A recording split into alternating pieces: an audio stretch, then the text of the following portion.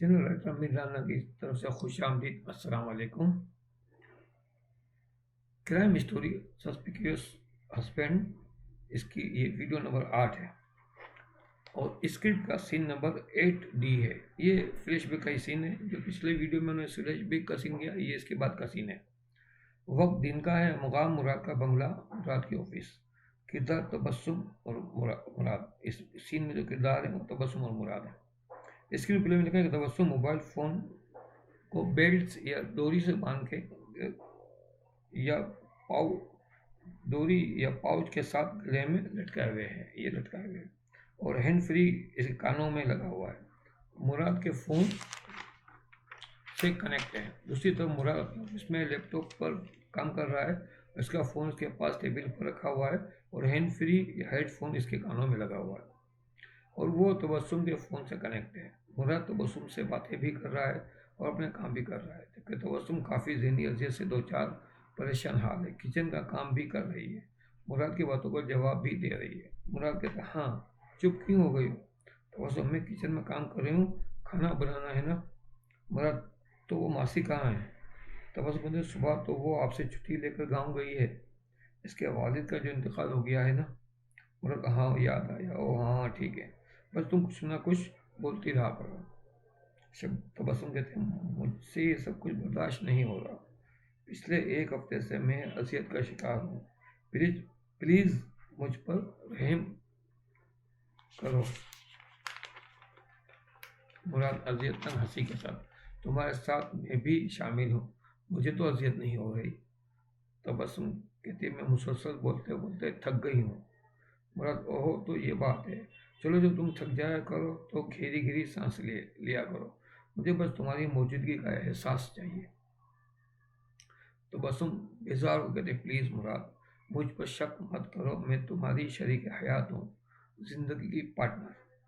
मुराद कहते, oh no Tabassum, please मुझ पर इल्ज़ाम मत लगाओ, मैं तुम पर शक नहीं कर रहा हूँ, मैं तो सिर्फ तुम्हारा ख्याल रख रहा हूँ। ये मेरी मोहब्बत की इंतहा है कि मैं हर वक्त तुम्हारे साथ रहना चाहता हूँ और रह रहा हूँ।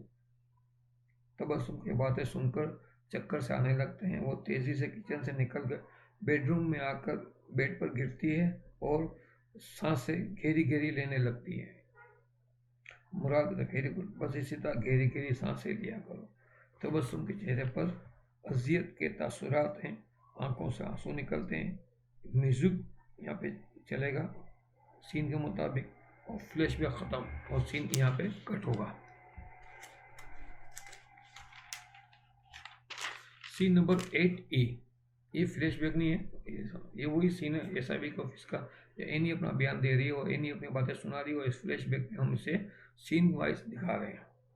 तो एनी कह रही है कि दर्दनाक अंदाज में कि तबस्सुम एक अजीब अजियतनाक ज़िंदगी गुजार रही थी और रोज़ाना रात को जब मुराद गहरी नींद सो जाता तो वो फ़ोन पर मुझे सारी सूरत बयान करती थी और बहुत ज़्यादा डिप्रेशन का शिकार थी।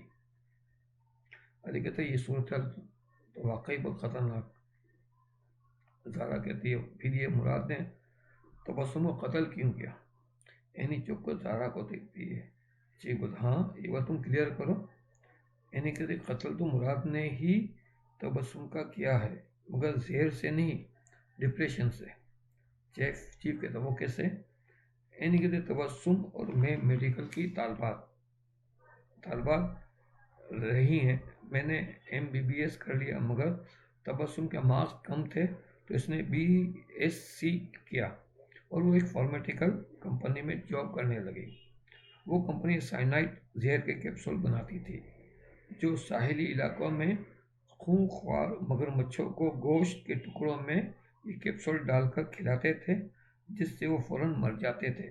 और समुद्र में माहीगीर हजरात भी बड़ी बड़ी व्हेल मछलियों से बचने के लिए कैप्सूल इस्तेमाल करते थे।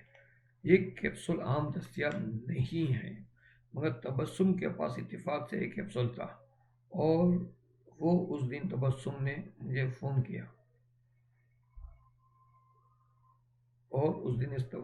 यहाँ सीन हमारा एक कट हुआ और फ्लैशबैक में जाएगा सीन। तो फ्लैशबैक का सीन हम अगली वीडियो में जिक्र करेंगे। तो अगली वीडियो तक के लिए इजाज़त फिलहाल। अल्लाह हाफिज़ नासिर।